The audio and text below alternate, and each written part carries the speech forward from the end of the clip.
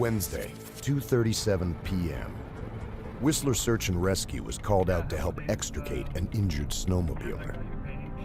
The injured subject is Virginia Smith, a Whistler resident and self-described gin of all trades, who works as a horse farrier, go-go dancer, bartender, model, stunt woman. The list goes on. A highly experienced snowmobiler, Virginia has crashed her sled and is trapped on a very steep incline, terrified to move for fear that she has a broken neck. I have just notified my rescue team members to be on standby, get their gear ready. I am on my way to the staging area to prepare for the helicopter landing. The helicopter travels to the top of Whistler Mountain to pick up pro ski patrollers Darren Romano and Kevin Sebald. Brad Sills is picked up near his Callahan Valley ski resort. The three-person rescue team, with pilot Steve Gray, have more than 60 years of experience in mountain rescue. Their destination? Brandywine Mountain. Located in the southern coast mountains of British Columbia, the Brandywine Valley is a favorite spot for outdoor recreationists and can attract well over 100 snowmobilers on any given day during the season. The sport of snowmobiling is a lot of fun, but it can be deadly. The practice of high marking, riding up to the highest point possible on a steep mountain slope, can lead to a yard sale, both sled and rider tumbling down the mountain. And that's just the lucky ones. In the wrong place at the wrong time, the weight and torque of these powerful machines will easily set off avalanches, burying the rider. And then there's the simple factor of speed versus terrain. The Brandywine Valley has its own special challenge, the S-chute. It's very steep, probably in the neighborhood somewhere between 40 and 45 degrees, depending on the time of the year. And about halfway up the chute at about probably 600 to 700 vertical feet, it has a dog's leg marked with a large rock in the middle of it. And you have to turn quite radically one way or the other to get around this rock. Meanwhile, keeping full power on, because if you don't, you'll start flipping and you'll roll right to the bottom of the chute. The team arrives on site. They can see Virginia lying in the S-chute, comforted by friends. I was a mess.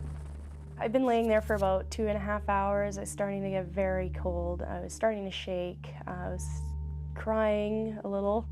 I was breathing heavy. I was pretty much having a full-on panic attack. Virginia recounts how her accident occurred. I hit an ice chunk and I went right into the rock, and the snowmobile came back. I got kicked off the back of it and it started to cartwheel down. I could feel it and hear it coming down behind me, and then it just impacted right on my back. It rolled right over the back of my head, and then I slid for about 30 feet and then I stopped. And I decided not to move. There was a million things running through my mind with the amount of pain that I had. I was almost already looking into the future. You know, how long is this going to be to recover? You know, what's going to happen to me? Because I knew that I wasn't going to be able to get out of there by myself. And then I heard the helicopters come in. The rescue team circles the area to assess the situation and develop a rescue plan. We did our initial checks, wind speeds, wind direction, sun angles, atmospheric density, are there downdrafts? Most of the avalanche activity had already occurred. We did look at a technique called heli-hover, in which the pilot will keep full power on the helicopter and will come into a very close hover, somewhere between 2 to 8 feet above the ground.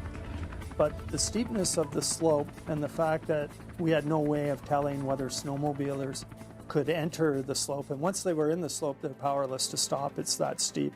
They would come down, and of course, if we were trying to load somebody, they'd come right into the rotor system, and we would all have a very bad day.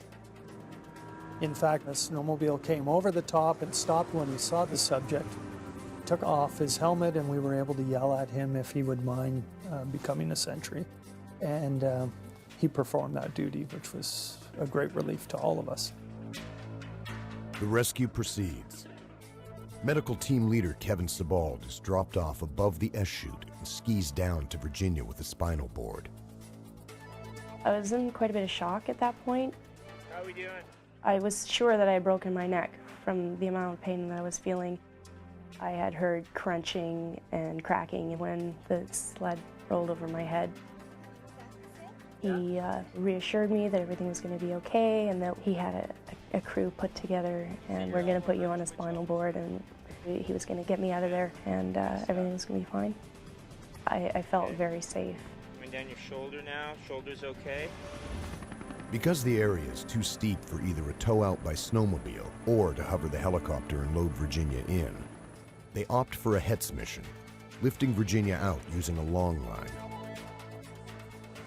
We will be doing a long line rescue, a HETS mission here. Darren is getting dressed to be on the end of the line, and I will be spotting. That's Kevin calling. Okay, Brad, we're doing quite well. I've got a bench shoveled out here. Our scene is looking fairly secure, and we're ready anytime. Yeah, roger that. We're just finishing up the configuration here. Darren will come off the line with the ARP and assist you in loading her, and then ETA about 5 minutes. Copy that. Sounds good, Brad.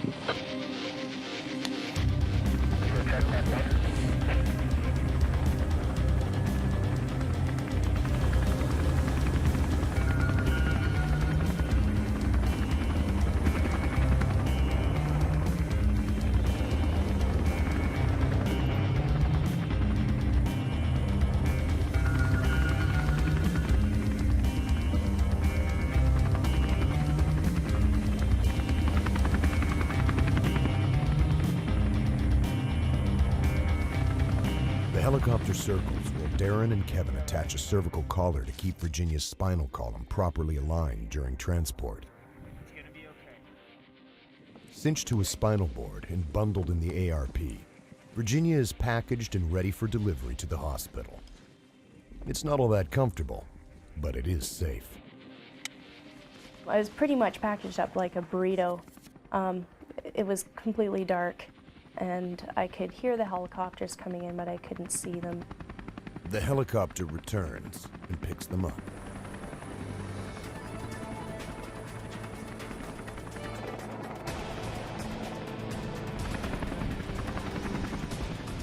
Normally we fly with our back to the wind once he brings it up to speed, and we wear a flight helmet with a boom mic on it. And we've got hand signals that we use.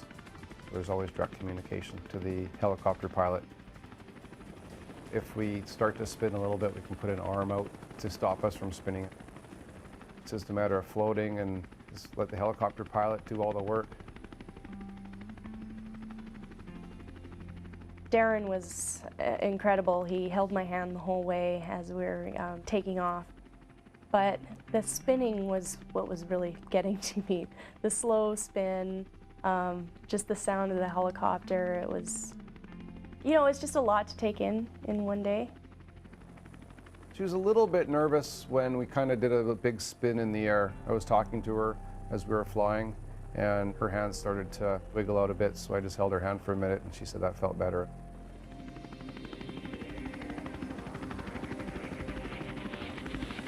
Virginia is lowered to the ground, where she will be moved to the awaiting medevac helicopter.